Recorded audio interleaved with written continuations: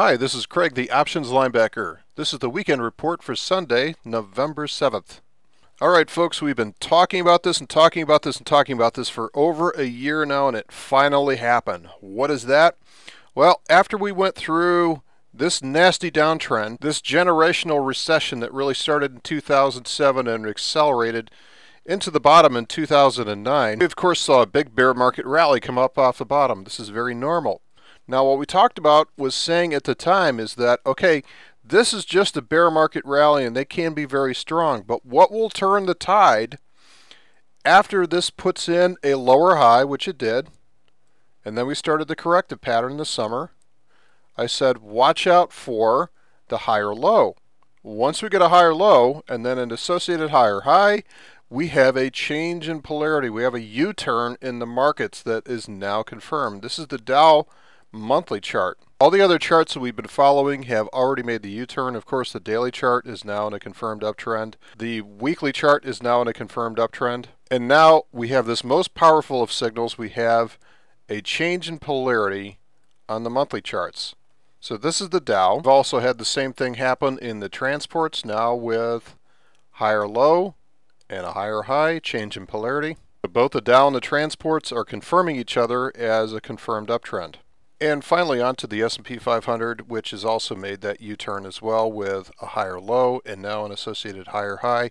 Change in polarity. Now, what we may be seeing is just another extension of this, what's probably going to be a 17-year cycle of this volatility before we finally get broken out above and beyond this range. Now, it's no secret that the Fed wants the market to go higher. They've been advertising that. They've been disguising it in code words such as quantitative easing. But to the average citizen, what they're saying is, yes, we want the market to go higher. We're going to do this by purchasing treasury bonds, infusing that liquidity into the market.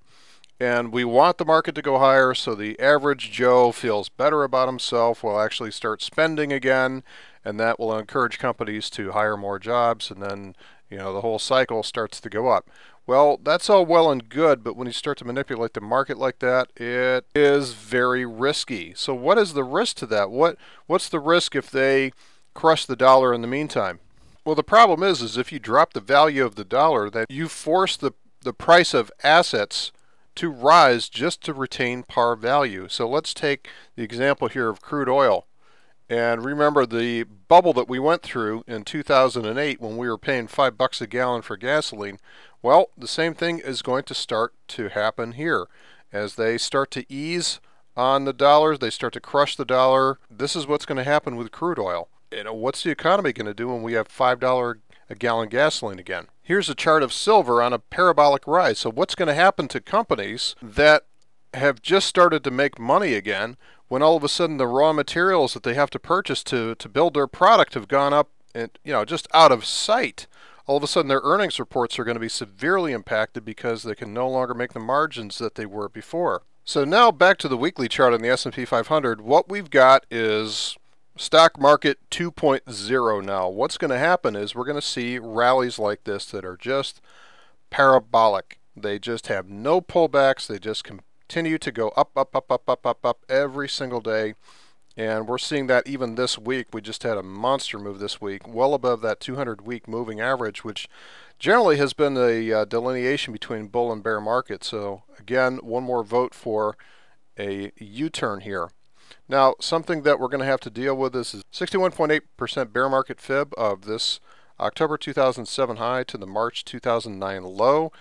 Here's a 61.8% retracement. Could be a little bit of overhead resistance, but to be honest, that's just a phantom line in the sand that I don't think the market's going to pay that much attention to.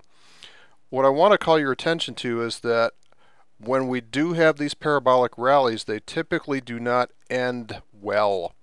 So let's go back and see examples of this. We had one just this spring, and of course we know that it ended poorly. We had the whole flash crash and the correction throughout the summer period, which we've recovered from, and we may still yet have some potential gains in front of us here because this does look like a weekly wave 3. This is wave 1, wave 2 down, wave 3 is the big guy. And you can see that this was wave 1, wave 2, wave 3 is the big one here. Wave 4 down. Wave 5 is the finishing wave. It pulls in all of the retail money and leaves them holding the bag when it finally pulls back and corrects. So this is wave 3. We should still get a pretty good wave out of here. We could get anywhere from, right now it's met its minimum target of about 180 points off the bottom. It can go as high as 240 to 280 points, so it could stretch up to maybe 1300 here before I think it's going to have to materially pull back and find a new set of buyers, a lot of people to take profits. And of course we'll get that finishing wave 5 to pull everybody in before we do have another material correction. Just the psychology of the markets and the way that they work based on the emotions of the people that are using it. It doesn't matter if we still have a lot of machines trading the market these days. They all were programmed by people that have emotions as well too, or to take advantage of those in the market with emotions. We all do. Okay, back to these corrections. Now, back in 2006, 2007, we saw some parabolic rallies as well too. I mean, they were printing money back here in 2006, and we saw a 240 point rally, and we saw a couple of days here where it just blew the socks off the market. We had a 50-point day to the downside, which at that point was unheard of through the previous years. So we had a very violent correction, but you can see that actually recovered even faster from that, and yet another violent correction. So it does tend to become unstable when you start pushing things around in the marketplace. And that, of course, led us to our bear market. I think we've entered a period where if the Fed is acting as a heavy hand underneath the market, we're going to continue to go up in these types of markets that just don't have any pullbacks. Every pullback is going to be bought. The fund managers are holding their nose and buying because they have to. They have to chase performance right now. But when the last bull has bought, look for a very, very heavy correction. We're going to continue to see these going forward. Now I'm going to talk just for a minute about some of the trades that we do in Options Linebacker. We are an Iron Condor service. So what we do is we look for Iron Condors every month. An Iron Condor is simply a bearish trade where you want the trade to close below this point and a bullish trade to close above this point. So you bracket in the price, and as long as it stays within that bracket, everything's fine. Now, and when you have these parabolic markets like this, then one side or the other is going to get pressured, and as per typical, the upside's being pressured this week. Now, we also use what I call active risk management. We don't just sit there like a deer in the headlights and watch this freight train chugging down against this position and go, gee, what do? We're actively defending against it. The first thing that we did was add a butterfly position here, and you can see sort of the profit curve of this butterfly. If we get up near expiration, which is just within a couple of weeks now, and the price is still up around this area at S&P 1240, we can do very, very nicely as far as making a profit from this position. So that's the first proactive thing that we did way back in. And these positions were entered way back here at the end of September. So you can see that it's been a one-way ride against this position since then.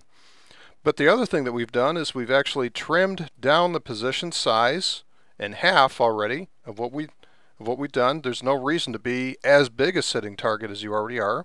So we've trimmed down the position, as well as adding a couple of directional hedges in this direction as well too. So these are trades that make money as the market goes up.